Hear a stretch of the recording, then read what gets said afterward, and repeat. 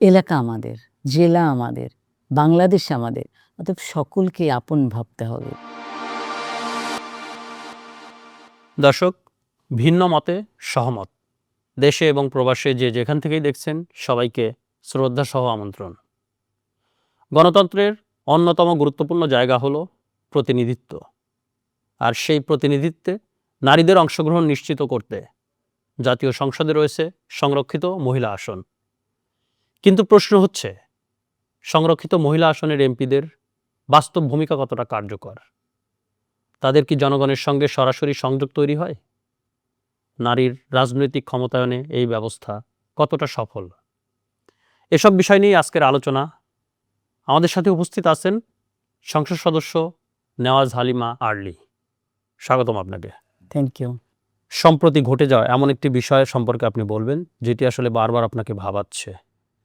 কি সেই ঘটনাটা? ঘটনা তো সাম্প্রতিক অনেকই ঘটেছে। যেহেতু আমি সংরক্ষিত আসনের এমপি, আমার আসন ৩০৫। ভাবাচ্ছে ইদানিং। আমি কিছুদিন আগে বাড়িতে গিয়েছিলাম, তো একজন মহিলা এসে আমার কাছে এত কাকুতি করে বলছে যে তার সমস্যাটা কী। তার মেয়ের ডিভোর্স হয়েছে, কিন্তু কোর্টে কোনো পাচ্ছে না, ভরণ-পোষণের সুযোগ সুবিধা নাই। হ্যাঁ, এই জিনিসগুলা ভীষণ নাড়া দিচ্ছে যে সমাজের অবহেলিত নারী, যাদের কথা কেউ বলে না, যারা ধ্বংসের পথে চলছে, ছোট বাচ্চারা যে অ্যাবিউজ হচ্ছে, আপনি জানেন রামেসার ব্যাপার। এরকম এই জিনিসগুলো আমাকে সম্প্রতি খুবই নাড়া দিচ্ছে। আমরা মাত্র ২ মাসের সরকার, কি জবাবদিহিতা আছে? এটা একটা বড় চ্যালেঞ্জ আমার জন্য। খুব সুন্দর জায়গা নিয়ে কথা বলছেন। আমরা যদি আপনার কাছ থেকে জানতে চাই, সংরক্ষিত মহিলা আসনের এমপি আসলে আপনার এই দায়িত্বটাকে কিভাবে সংজ্ঞায়িত করবেন? আসলে সংরক্ষিত মহিলা আসন এটা একটা সাংবিধানিক পদ বলে আমি মনে করি না। আমি মনে করি এটা একটা দায়িত্ব, একটা আস্থার জায়গা তৈরি করা। যেই জনপদ তার কথা, যেই অবহেলিত জনগোষ্ঠী তার কথাকে মূল জায়গায় পৌঁছাতে পারে না, আমি প্রতিনিধি হিসেবে সেই জায়গাটা টাচ করা, ওদের কাছাকাছি চলে যাওয়া, ওদের কণ্ঠস্বরকে সংসদে ব্যক্ত করা। তো সংরক্ষিত মহিলা আসনের পদটা শুধু সংরক্ষিত মহিলা আসন এরকম নয়, একটা অবহেলিত, বাংলাদেশের অর্ধেকের বেশি নারী, ভোটারও তাই। তো এই জনপদের কথা বলতে পারবো, প্রতিনিধিত্ব করব, এটা তো আমার কাছে নিঃসন্দেহে অনেক বড় দায়িত্ব, এবং এটাকে আমি ওইভাবেই দায়িত্বশীলতার সঙ্গে গ্রহণ করতে চাই আর কি। কিন্তু বিভিন্ন মাধ্যমে বা অনেকেই মনে করেন যে সংরক্ষিত মহিলা আসনের আসলে এমপিদের দৃশ্যমান কোনো কাজ নেই। এই বিষয়টার সাথে আসলে আপনি কিভাবে এই হ্যাঁ, প্রশ্নের অ্যান্সারটাই বা আপনি কিভাবে দিবেন? আপনি যথার্থই বলেছেন যে এটা ওরকম ট্র্যাডিশনাল পলিটিশিয়ানদের মতো, ভোটে পাশ করে আসা এমপিদের মতো না। কিন্তু এটার আপনি যদি প্র্যাগমেটিক ইয়েটা দেখেন যে কত রুটে পৌঁছানো যায়, কত রুটে কথা বলা যায়। আমি হয়তো ধরেন বড় কোনো ব্যানার উন্মোচনে দাঁড়াইলাম না, বা আমি কোনো বড় অবকাঠামোর সঙ্গে সরাসরি যুক্ত হইলাম না, বা এরকম না। আমি এমন একটি জায়গায় কাজ করছি যেটা বেগম খালেদা জিয়ার দেখানো পথ, যে নারী কিভাবে সমাজকে গঠন করে, কিভাবে একটা সমাজের সমস্ত বাধা বিপত্তি করে নারী এগিয়ে যাবে, কিভাবে আপোষহীন থাকতে হয় মাকে, পরিবারকে সামলিয়ে।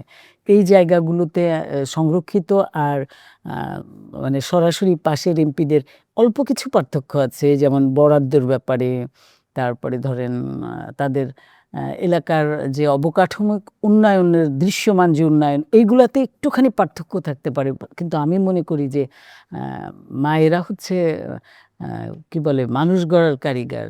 সেই কারিগররা এই জায়গাটা টাচ করে যে একটি সমাজকে কিভাবে বিশ্বের দরবারে কলুষমুক্ত একটি সমাজ, একটি পৃথিবী, একটি দেশ উপহার দিতে পারে। এই এত টাচি জায়গাটাতে আমি আছি। আমি মনে করি যে এই জায়গা থেকে অনেক কিছু করা যাবে। কিন্তু কখনো কি মনে হয় যে যেহেতু আপনি সরাসরি জনগণের ভোটে নির্বাচিত না, সেই জায়গা থেকে জনগণ কি আপনার কাছে একেবারে সমানভাবে প্রত্যাশা করে, যেভাবে বিজয়ী এমপিদের কাছ থেকে যেভাবে আমার থেকে প্রত্যাশা একটু করে? বেশি প্রত্যাশা করে। আমি এটা দেখেছি। যেমন ইয়াং পিপল যারা আছে, ইয়াং জেনারেশন, আমরা ওদেরকে একদম খুব ইয়েতে নিয়ে আসি, যে ডেমোগ্রাফিক্যাল যে ইয়েটা আছে। এইখানে আমি দেখি যে একটা পুরুষ এমপির চেয়ে নারীর কাছে ওদের আসাটা খুব ইজি হয়। একটা মহিলা ইজিলি এসে আমাকে তার, এই যে আমি বললাম যে কয়েকদিন আগে আমি বাড়িতে গেলাম, কি সমস্যাগুলি নিয়ে আসে। তারপর ধরেন এই ধরনের জিনিসগুলোতে বরঞ্চ আমি দেখি যে ছেলেদের থেকে মেয়েরা অনেক বেশি মানে ওদের টাচি যে জিনিসগুলা এগুলো দেখতে পারে, যার কারণে একেবারে সার্বিক দিক থেকে নারীর স্থান মানুষের হৃদয়ে একেবারে প্রত্যেকটা মানে ভোট না দিলেও ওরা ফিল করে যে উনি আমাদেরই, এরকম একটা ফিলিংস। কিন্তু এই ফিলিংসটা যে দিবে, আপনার তো সরাসরি কোনো আসন নেই যে আসনের দায়িত্ব আপনি পালন করবেন, তারপর আপনি জনগণের সঙ্গে এই কানেক্টিং যোগাযোগ এটা কিভাবে আপনি রক্ষা আচ্ছা, করছিলেন? এটাতে একটু পিছন থেকে আসি। সেটা হলো যে এবারে সংরক্ষিত আসনের জন্য শুধু নয়, বরাবরই যে ফাইটটা হয় সংরক্ষিত এই কয়টা আসনের জন্য, যে ফাইটটা হয় মানে আনবিলিভেবল। আপনি দেখেছেন কত ফর্ম জমা পড়েছে আমাদের পার্টি অফিসে, সেখান থেকে বেছে কয়জনকে, এবং এরা প্রত্যেকেই প্রায় ছাত্র রাজনীতির সাথে জড়িত ছিল। অর্থাৎ মানুষ ছাড়া, এলাকা ছাড়া আমরা কেউই বড় হইনি। আমাদের একটা নির্দিষ্ট এলাকা আছে, এবং আমার দর্শক, আপনাদের চ্যানেলের প্রচুর দর্শক জানে যে আমরা প্রত্যেকটা নারী আমরা কিন্তু ফাইট করেছিলাম জেনারেল আসনের জন্য। তো এই 1000 বছরের পশ্চাৎ নারীকে একটু বিশেষ সুযোগ দেওয়ার জন্য এই সংরক্ষিত আসন। তো এটা আমি ফিল করেছি যে এখানে থাকলে যে কাজের সুবিধা অনেক সময় ওদের চেয়ে মানে যারা জেনারেল সিটে এসেছে, আগেও বলেছি, এরকম একই। আর পার্থক্যটা ফিল করাটা কি পার্থক্য? জনগণ আমাকে কোন জায়গায় রাখছে? জনগণ তো তার আস্থার জায়গায় আমাকে বসিয়েছে, কারণ তার আগে থেকেই আমাকে চেনে জানে। ছাত্র রাজনীতি থেকেই আমরা মাঠের কর্মী। আমার একটা এলাকা থাকে, আমার একটা মানে জনগণ থাকে। এই এলাকাকেই আমরা এলাকা মনে করি, ওরাও তাই মনে করে। কেউ দিল এলাকা না দিল এটা মানে না। আপনি রাজনৈতিক পরিচয় দিতে চাচ্ছিলেন, আপনি বলেন তো রাজনৈতিক পরিচয়টা কি আসলে? রাজনীতি পরিচয় আমি একেবারে ছোটবেলা, আমার পরিবারটা রাজনৈতিক পরিবার। একদম ছোটবেলা থেকে আমি একদম অনুপ্রাণিত ছিলাম ম্যাডামকে দেখে। ম্যাডামের কথাবার্তা এগুলো খুব ভালো লাগতো। তো আমি যখন কলেজে পড়ি তখন একটা আমার সুযোগ এসেছিল মেয়েদেরকে মানে প্রবলেমগুলো সলভ করার। আর ন্যায় আর অন্যায়ের ফারাকটা আমি পরিবার থেকে শিখেছি। আমি একটা হোস্টেলে থাকতাম, ওই হোস্টেলে মেয়েদের সঙ্গে যে ডাইনিংয়ের খাবারের ব্যাপারে যে অন্যায় করা হচ্ছে বা এইগুলো আমার খুব চোখে লাগতো। তা মেয়েগুলোর সঙ্গে দিনরাত কথাবার্তা বলতে বলতে এমন একটা সম্পর্ক দাঁড়ালো যে ওরাও আমাকে খুব আস্থায় নিল, যার জন্য ছাত্র রাজনীতিটা একদম ম্যাডামের হাত ধরে করা। সেই থেকে শুরু, সেই আজকের কথা না, কিন্তু এটা 90-এর আন্দোলনের আগের থেকে শুরু। 90-এর আন্দোলনে মাঠে ছিলাম, সক্রিয় ভূমিকা পালন করেছি। তারপরে দীর্ঘদিন ধরে আমি মহিলা দল করেছি, এখনও আছি পোস্টে। তারপরে মূল দলের আমি সহত্রাণ বিষয়ক সম্পাদক, আপনি জানেন। এই জায়গা থেকে আমাকে মানে আমাদের বর্তমান প্রধানমন্ত্রীও ভালো করে চিনতেন বলেই আমার থেকে বয়োজ্যেষ্ঠ অনেকেই ছিলেন, অনেকেই তার কাজের প্রতি অন্যদিকে হয়তো ছিল, বাট আমাকে আপনি দেখেছেন যে লিস্ট হয়েছে, আমি মানে 5 নাম্বারে আমার নামটা এসেছে। কারণ হলো 31 দফা নিয়ে যে প্রাইম মিনিস্টারের যে 31 দফা ছিল, এটা নিয়ে আমরা আরও অনেক দিন থেকে কাজ করে আসছি। 23 সাল থেকে এটার পেছনে আমরা মানে লেগেই ছিলাম। বিভাগীয় পর্যায়ে সকল জেলাগুলোতে আমরা অনুষ্ঠান করেছি 31 দফার। রাজনৈতিক জায়গা থেকে কি নারীদের আসলে আসনের কোনো সীমাবদ্ধতা রয়েছে হ্যাঁ, কিনা? আসনের সীমাবদ্ধতা রয়েছে। যেমন আমাদেরকে আগে আপনি জানেন যে উইনার্স টেক অল, মানে একদম উইনার্স যারা থাকে তারা উইনাররা টেকস অল, সব নিয়ে যায়। সবগুলো নারী আসন তাদের, নারী সংরক্ষিত এমপি তাদের ছিল। আমাদের সময়ে, আমাদের ওই 2001-এর থেকে ওই সময়টাতে 5 বছরে রুল হলো যে না, প্রতিনিধিত্বমূলক ভাবে তাদেরকে এইটা ডিস্ট্রিবিউট করা হবে। যে কারণে বিরোধী দলের এই যে এতগুলা সাংসদ এসেছে নারী, সব এসেছে এইভাবে।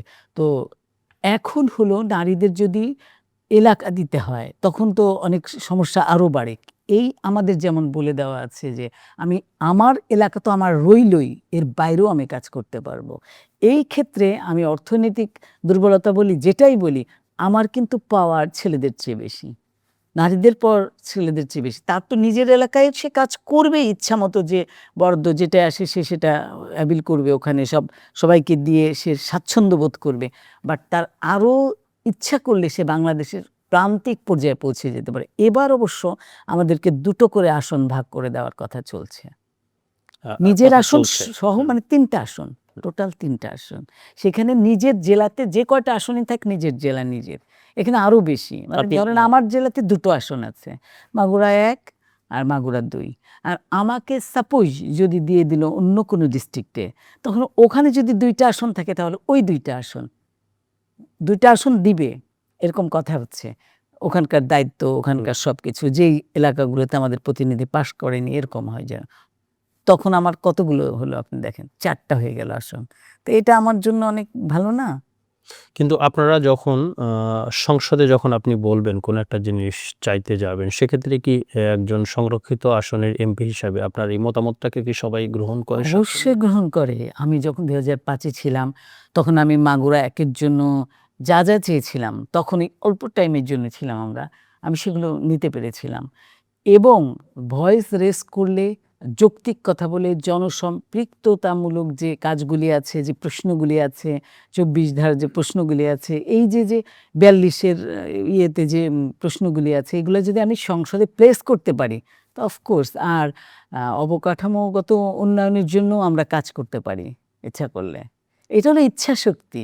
আপনি কেমন করে কাজ করবেন, আপনি কতটা, বললাম না যে খালি উপকারভোগী কেন? আমরা তো স্টুডেন্ট পলিটিক্স থেকে চলে আসছি, আমাদের ভাইরাই এখন মন্ত্রী, আমাদের সময়ে জুনিয়ররাও এখন মন্ত্রী।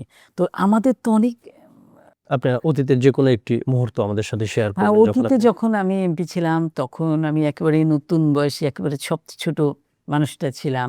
তো আমার মনে আছে যে আমি সংসদ সদস্য হিসেবে তখনই ফিল করেছিলাম যে আমার ঘাড়ে অনেক দায়িত্ব। আমার আমার ভালো লাগা ছিল যে আমি এমপি হয়েছি। তা ওই সময়ের অভিজ্ঞতা হলো যে বুঝতে, বুঝতে সময় চলে যাওয়া আর অনেক কিছু করার আকাঙ্ক্ষা কিন্তু না করতে পারার ব্যর্থতা, ওইটা আমার মাথায় মানে মাইন্ডসেট আছে যে এইবার অন্তত মূল জায়গায় যেমন নারী অ্যাবিউজের জায়গাগুলিতে আইন, আমি যদিও আমি নিজেও তো অ্যাডভোকেট। তো আমি অনেক বিচারিক কার্যক্রম দেখেছি নারীর জন্য। ভীষণ টাফ। নারী একবার ধর্ষিত হলে মানে আদালতে বারবার হয়, কোশ্চেনের মধ্যে হয়, অনেক রকম কষ্ট থাকে। এই জায়গাগুলোকে আমার অভিজ্ঞতা থেকে এই জায়গাগুলোকে আমি হাত দিব। শপথ নিলেন মাত্র কয়েকদিন হয়েছে। আপনার এখন পর্যন্ত কোনো সংসদ শুরু হয়েছে না, আপনার জন্য? সংসদ শুরু 7 তারিখ থেকে। আপনি 7 তারিখে আপনার কি চাওয়া চাইতে পারেন 7 এরকম কোনো তারিখে প্রথমেই আমাদেরকে নতুনদেরকে তো অভ্যর্থনা জানানো হবে। তারপর আমরা ফ্লোর চাইবো। ফ্লোর চাইলে যদি দেয় তখন 1 মিনিট এলাকার উদ্দেশ্যে কথা বলবো। কোনো একটা জরুরি বিষয়ে কথা বলবো ইনশাআল্লাহ।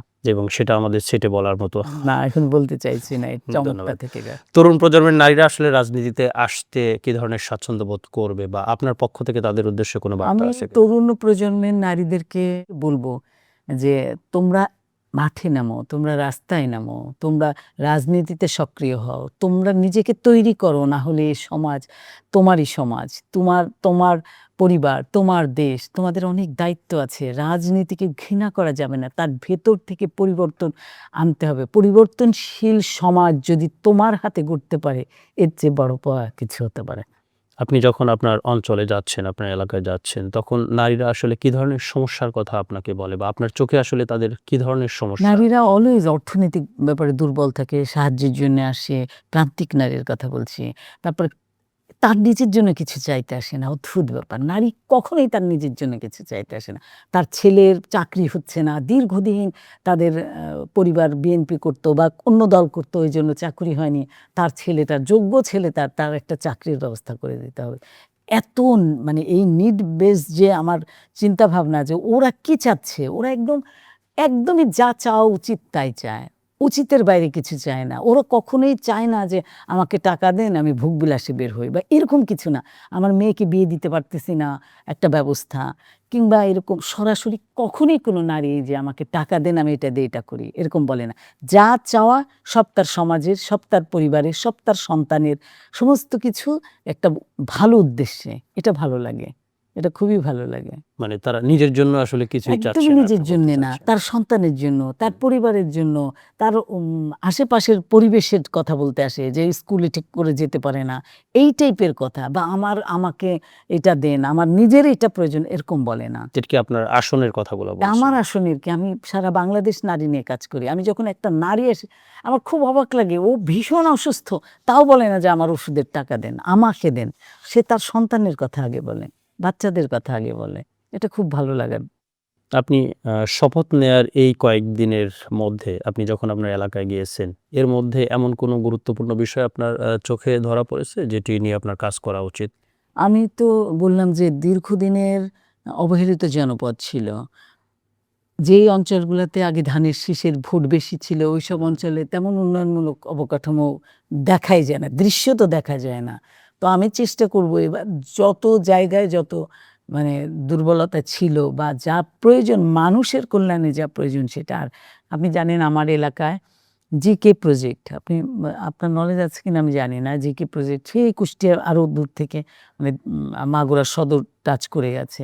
এই খালটা যখন আমি দেখছি যে একদম পানি শূন্য, স্লুইস গেট দেওয়া আছে, তখন আমার মনে হয়েছে এত বড় প্রজেক্ট সারা বিশ্বে এই প্রজেক্টের চেনে না মানে পরিবেশবাদীরা, এটা বলাই যায় না যে চিনবে না, সবাই চিনে। তো আমার এই জিনিসটা আমার চোখে পড়েছে যে এটা করা উচিত। আর অল্প দিনের তো আমি এখনো তো ওইভাবে ইয়ে করি নাই। তো এগুলাই আরকি, এক কথায় এগুলাই। যেহেতু সরাসরি জনগণের ভোটে আপনি নির্বাচিত না, সেই জায়গা থেকে জনগণের আস্থা অর্জনটা আসলে কোনো চ্যালেঞ্জ আছে কিনা? বা সরাসরি পাস করি নাই এটা সত্য। তবে আমাকে যারা সরাসরি পাস করেছে তাদেরকেও যারা মনোনয়ন দিয়েছে আমাদেরকেই ওই জায়গা থেকে এমপি করেছে। এমপি আবার আমাকে ইচ্ছা স্বাধীন করেননি। করেছেন আমার এলাকার সঙ্গে সম্পৃক্ততা দেখে, আমার কাজের পরিধি দেখে, আমি কতটা মানুষের কাছাকাছি ছিলাম, আমি কতটা রাজনৈতিকভাবে সফল ছিলাম। এইগুলো বিবেচনায় যখন করেছে তখন পার্থক্যটা আসলে ওইভাবে হয় না। আমরা অনেক দেখেছি, অনেক মানে ভোট নিয়ে সাধারণ আসনে পাস করাও, আমাদের মতন করে কথা বলা বা আমাদের মতন করে মানুষের জন্য ভাবা, কাজ করা, এগুলো আমাদের থেকে অনেক পিছায় থাকে। এবং সংসদের যে আসনের যে এমপিগুলা রয়েছেন, যারা রয়েছেন তাদের সঙ্গে আপনার সমন্বয়টা আসলে কিভাবে হয়? বা সমন্বয় সমন্বয়টা জরুরি কিনা? সব মিলিয়ে তো আমি আমার রাজনীতিবিদের ব্রতই তো দেশ সেবা। তো ওনার উদ্দেশ্যে দেশ সেবা থাকলে আরেকজনের উদ্দেশ্য দেশ সেবা থাকে। আমাদের প্রধানমন্ত্রীর উদ্দেশ্য কি? দেশ সেবা। সেটাকেই তো আমাদের সাপোর্ট করার জন্য ওই জায়গাটা যাওয়া। তো ওনার যে ভালো, ভালো ইচ্ছাগুলি আছে, মাননীয় প্রধানমন্ত্রীর যে ভালো, ভালো ইচ্ছাগুলি আছে, এটাকে সাপোর্ট করে যাওয়া। এক কথায়। ঠিক। আপনি কি মনে করেন যে ভবিষ্যতে আসলে এই সংরক্ষিত মহিলা আসনের এমপিদের ভোটের মাধ্যমে নির্বাচিত করা প্রয়োজন? খুব সুন্দর ইতিবাচক প্রশ্ন। অবশ্যই যারা দীর্ঘদিন ধরে কাজ করছে, একটা সময় কোটা ভিত্তিক যে এটাও থাকলো। আবার আপনি জানেন যে নারীদেরকে সকল দলের আরপিও অনুসারে সকল দলের নারীদেরকে অধিক পরিমাণ অন্তর্ভুক্তিমূলক কাজ করার উদ্দেশ্যেই এই যে নমিনেশনের একটা ফর্ম করা হয়েছিল যে এত % নারীকে নমিনেশন দেওয়া হোক। বর্তমান যে কাঠামোটা চলছে এটাতে কোনো সংস্কার দেখতে পাচ্ছেন আপনি, বা কোনো সংস্কার প্রয়োজন রয়েছে? বর্তমান কাঠামোকে ঢেলে সাজানোর জন্যই আমরা বদ্ধপরিকর। যেগুলো ভালো সেগুলোর সাথে মানে আমাদের আরো ভালো করা যায় কিভাবে? আপনার প্রতিনিধিত্বের কথার জায়গা থেকে যদি আমরা জানতে চাই যে সংসদে যে কোনো ধরনের ভিন্নমত পোষণ করায় আপনাদের কোনো স্বাধীনতা থাকে কিনা, বা বিশেষ করে আপনার কোনো স্বাধীনতা থাকে কিনা? আমাদের আগে ছিল যেটা যে আমাদের অনেকেই ছিল যে আলংকারিক পোস্ট এটা যে হ্যাঁ বলুন, হ্যাঁ জয়যুক্ত হয়েছে। কোরাম পূরণের ব্যাপার। এখন আর সেটা নেই। এখন শুধু রাষ্ট্রের বিরুদ্ধে যে না যাওয়া ব্যাপারগুলি, আইনগুলি রাষ্ট্রের এগেইনস্টে ছাড়া আমরা প্রায় সবাই কথা বলতে পারবো ইনশাআল্লাহ। নারীর রাজনৈতিক ক্ষমতায়নের সবচেয়ে বড় বাধা কোথায়? নারীর বাধা হচ্ছে তার অর্থনৈতিক অবস্থান, তার সামাজিক যে অবস্থান, দীর্ঘদিনের যে কালচার এইটা, ইদানিং সাইবার বুলিং, তার নিরাপত্তার প্রশ্ন, সবই নারীর জন্য চ্যালেঞ্জ। একদম কবর পর্যন্তই নারীর জন্য চ্যালেঞ্জ, একটা নারীর জন্য। যেটা প্রমাণ করতে হয় যে সে যোগ্য। ছেলেদেরকে শুধু একটা ফাইট করতে হয়, নারীকে বারবার প্রমাণ করতে হয়, যোগ্যতার প্রমাণ দিতে তাকে বারবার। একবার ঘরের ফাইট, তাকে ঘর সামলে, বাচ্চা সামলে, পরিপূর্ণ করে তারপরে রাজনৈতিক দিকটা দেখতে হয়। তারপরে তার এরকম আরকি। নারীর জন্য এই চ্যালেঞ্জটা একটা পুরুষের তুলনায় অনেক, অনেক বেশি। সেখানে যদি ব্যক্তিগত জায়গা থেকে প্রশ্ন করি যে আপনি যখন এই রাজনৈতিক জীবনে পা দিলেন, আপনার আসলে অনুসরণ করার মতো কেউ ছিল কিনা? কাকে দেখে আপনি আমার আসলে এখানে পরিবার এসেছেন? পলিটিক্যাল মানে পরিবার, প্রচণ্ড সচেতন পরিবার। আমার মা নিজেই বাম রাজনীতির সঙ্গে জড়িত ছিল রাজবাড়িতে যখন মা কলেজে উঠেছিলেন। তখন থেকেই গল্প শুনেছি। আমার নানা বাড়ি বাম রাজনীতির সাথে জড়িত ছিলেন। এই সরকারেও আমার আত্মীয় আছেন, খুব ক্লোজ লোক আছেন। তো তো আমার বাবাও প্রচণ্ড সচেতন, রাজনৈতিক সচেতন, মানে এতটা রাজনৈতিক সচেতন ছিলেন যে মনে আছে ছোটবেলায় আমরা অনেকগুলো ভাই বোন, বাবা ডিবেট ক্লাব করেছিলেন স্কুলে। বাবা আমাদেরকে একটু টুলের উপরে দাঁড় করায়, একটু বলো তো, মানে এই যে যে প্রাতিষ্ঠানিক যে ছোটবেলার থেকে লিডিং যে ব্যাপারটা, এটা আসলে মানে অনেকটাই জন্ম থেকে আসে আমি ফিল করি। ওইখানে আমি আমার পরিবারকে মানে অবশ্যই ভালো বলি এবং এই ক্ষেত্রে আপনি এগিয়ে যখন নিয়ে। এবং আমার বিয়ের পরেও আমার হাজবেন্ড নিজেই পলিটিক্স করতেন, ছাত্রদল করতেন, ভালো পোস্টে ছিলেন। সে কালচারাল সেক্রেটারি ছিল জসীমউদ্দিন হলের, সে সহসভাপতি ছিল জসীমউদ্দিন হলের। তার সময় তো এই ছাত্রদলের যে উজ্জ্বল নক্ষত্র এখন দেখতে পান ওদের সময়ে। তো আমার একটুখানি সিনিয়র, তো আমিও ওই সময়ের কাছাকাছি সময়ে আমিও ৯০-এর আন্দোলনে ছিলাম। তারা আরও আগে থেকে বলছি, এরশাদ বিরোধী আন্দোলন থেকে তারা আরও বেশি সোচ্চার ছিল। ওই পরিবারও রাজনৈতিক পরিবার। যেহেতু ব্যক্তিগত প্রশ্ন করলেন, আমার আসলে মানে ২ দিক থেকে আমি অনেক লাকি ফিল করছি আরকি। যদিও আপনি রাজনৈতিক পরিবারের, কিন্তু জি। আপনি যখন নিজে সংসদ সদস্য হলেন, আপনার আগের জীবন এবং সংসদ সদস্য হওয়ার পরের অনুভূতিটা আসলে কিভাবে প্রকাশ করবেন? অনুভূতি এইটাই যে আগে আমি সিম্পলি কাজ করতাম, চলতাম, কিন্তু এখন আমার কাঁধে মানুষের কষ্ট। এটা আমার নিজের ফিল করতে হয়। মানুষের দায়িত্ব, মানুষের বোঝা আমার কাঁধে। এইটুকুই পার্থক্য, যে আগে এমনি নরমালি কাজ করতাম। এই কেমন আছো? কি এইটা লাগবে, ওইটা লাগবে, এগুলো আমি অলওয়েজ হেল্প করতাম মানুষকে, সব দিক থেকে হেল্প করতাম। আ আর এখন হলো যে একদম প্রাতিষ্ঠানিকভাবে হেল্প করো। এটাই আরকি। এই আপনার ঈদের রাজ দুস্থদের জন্য হেল্প করো, এটা একদম চাক্ষুষ হেল্প করো, এরকম আরকি। ওটা ইনডিরেক্টলি ছিল, এটা ডাইরেক্টলি। এটা তখন অল্প মানুষের দুঃখটাকে নিজের দুঃখ মনে হতো, এখন অনেক মানুষের দুঃখকে নিজের দুঃখ মনে হয়। সেখান থেকে দায়িত্ববোধ বেশি, পার্থক্য আছে। আমরা অনুষ্ঠানের একেবারেই শেষ প্রান্তে। এই অনুষ্ঠানের নাম হলো ভিন্ন মতে সহমত। আচ্ছা। আমরা সেই অনুষ্ঠানের স্বার্থে যদি আপনার কাছ থেকে জানতে চাই, আপনার রাজনৈতিক জীবনে প্রতিদ্বন্দ্বী আছে কিনা? এবং যদি থেকে থাকে তাদের ২ থেকে ৩ টি ইতিবাচক গুণ বলবেন। রাজনীতিতে প্রতিদ্বন্দ্বী থাকবে না, এটা হয় না। প্রত্যেকটা ক্ষেত্রে আপনি স্কুলে বাচ্চা পাঠান, সেখানেও তারা লেখাপড়া বাংলাদেশের প্রেক্ষাপটে তারা প্রতিদ্বন্দ্বিতা করে টিকতে হয়। প্রত্যেকটা মুহূর্তে সে যে যোগ্য এটাকে তাকে প্রতিযোগিতায় যেয়ে প্রমাণ করতে হয়।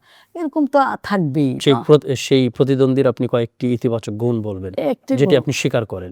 এইটাই বলব যে তারাও রাজনীতি করে, আমিও রাজনীতি করি। এটা ভালো। তারাও মানুষের দুঃখ বেদনা নিয়ে কাজ করে, আমিও কাজ করি।